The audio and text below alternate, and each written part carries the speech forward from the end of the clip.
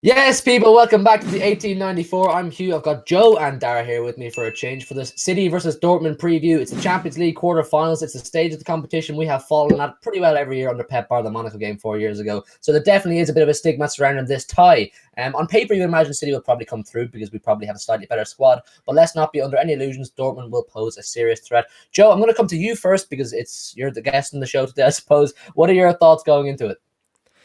I am quietly confident because I've heard the news that Sancho is injured, probably for both legs, but definitely the first one.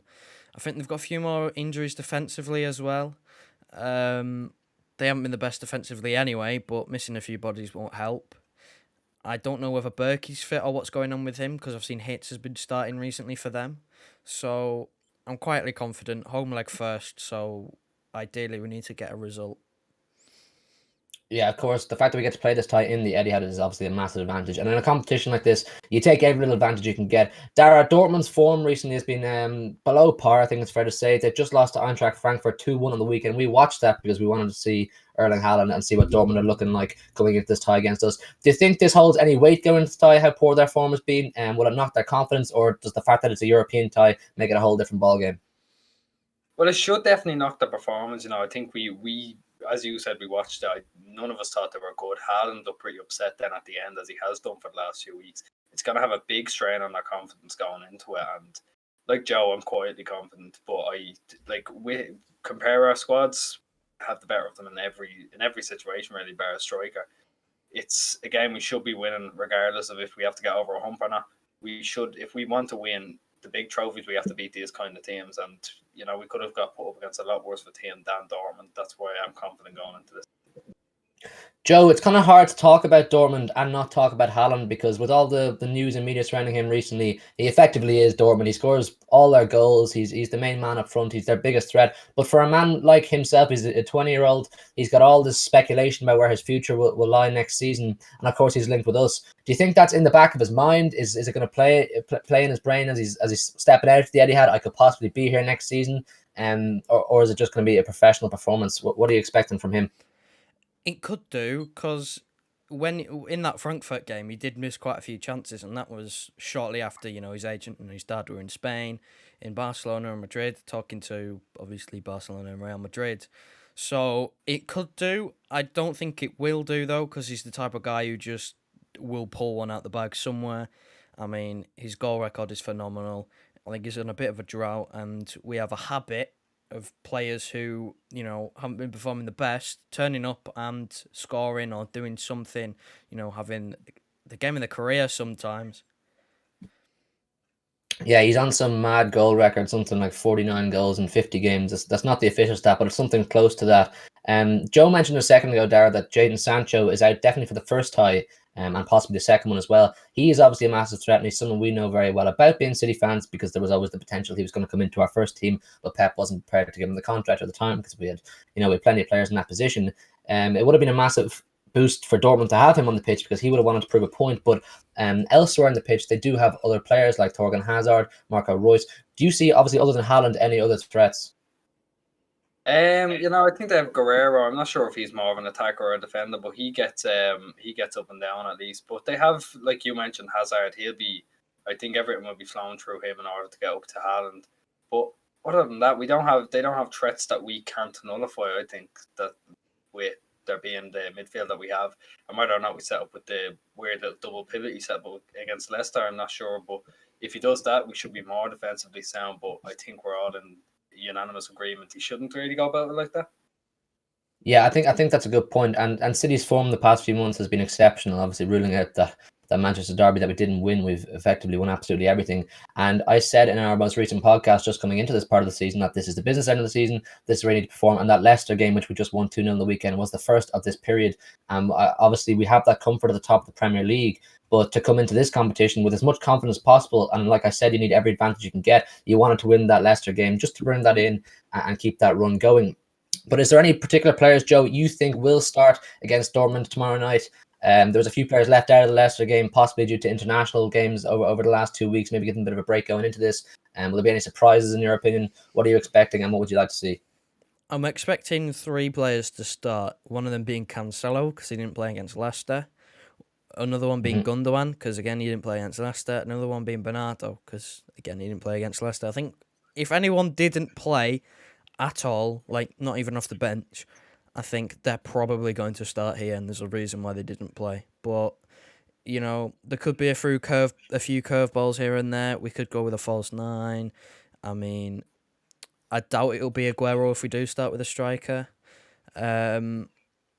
Mendy came out of nowhere. I doubt he'll start, but it's an option. But I mean, I don't know. I think Stones will come back as well because there's no reason for him not to. Dara, same to you, mate. What are you thinking? See, the whole Stones thing depends on what what fullbacks we go with. If we start Walker, then it'll be Laporte on the other side. If we start Zinchenko, it'll be Stones on the other side. I think I'm happy with either to come in, and there's other positions, like we have such a stacked front line. We don't know who's going to start, but Jesus has a claim to after Leicester. I mean, he's been a bit poor in the run up to this, but Leicester definitely throw his name in the hat. Mahrez is still a shout. Sterling, I think I don't think he'll start. I think me and Joe agree with that. I'm not sure about you, but there's just so much we have. It's hard to choose who's going to get in, who's not going to get in.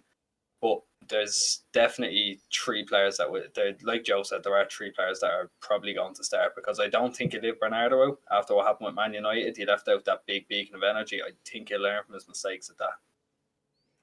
Yeah, I think so too. I'd agree with you. And the Sterling one he's obviously a massive favourite of Pep, and it's I think personally he'll start, but you never know. And this stage of the competition, Pep has shown before he likes to throw curveballs and try to throw the opposition manager off, but it's been unsuccessful to date, which is the quarterfinal hump. It's I don't know, is it something that will be in the minds of City players? But I think if you compare this City team to City teams over the past 3 or 4 years that have failed to get past this stage, the defense is the main talking point. We've obviously always had a very good attack going forward. We provide a massive threat. We can score plenty of goals, but where we were let down in recent years was our defense. Do you think Diaz, Stones, Laporte, whoever plays, Joe, is the major point for City, to give confidence at this stage?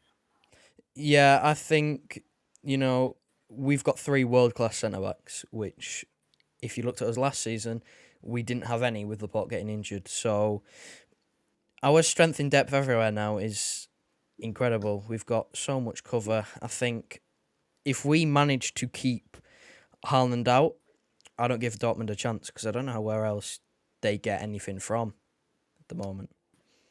Really? Do you think that if he just, it's a matter of keeping him quiet, you'll be fine? Yeah, because Sancho's a big thing. I think Royce maybe would be the only other. I don't read it. It's not that I don't rate Torgan Hazard. I just don't think he's that sort of game changer like a Haaland is. I think, if we manage to keep a clean sheet, obviously that's massive. But even if we manage to limit him to one goal, I'm still confident enough that we can go up the other end and get a couple against their defence. Yeah, we've been in fine scoring form in recent months. Goals come from all areas of the pitch, right from centre halves and John Stones and Diaz getting a couple of himself as well, right up to our midfielders and forwards. But Dara, do you think the quarterfinal hump is something that is real, or do you feel that this season is the best chance possible we've had to get through this? Well, it's 100% real. We've not got past it. It's clearly a mental barrier, but in the build up to this is one of the best opportunities we have to get out of it. We've got a much better team than Dortmund on paper, and really, in what we've seen this season, there's no reason why we can't get by them other than having Haaland there. But our defense should be good enough to keep him out. If it's just him, I can't see a world where we don't beat them unless he throws some mad curveball like 6 players at the back and Garcia.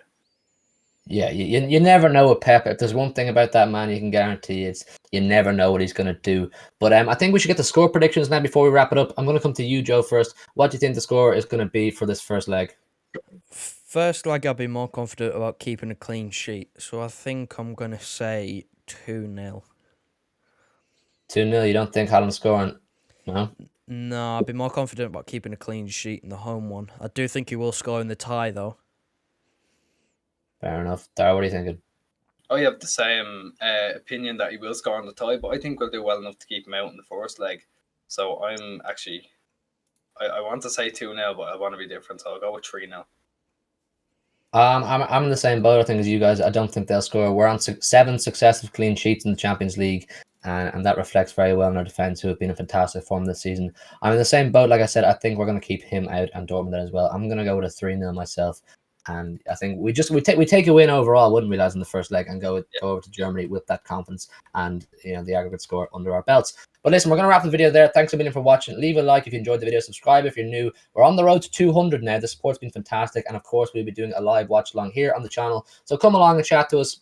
Give your thoughts, your opinions. We'll give ours, and we'll have a good laugh while enjoying this great game of football. Champions League is back, baby. We'll see you for the live watch along. Peace. Take care.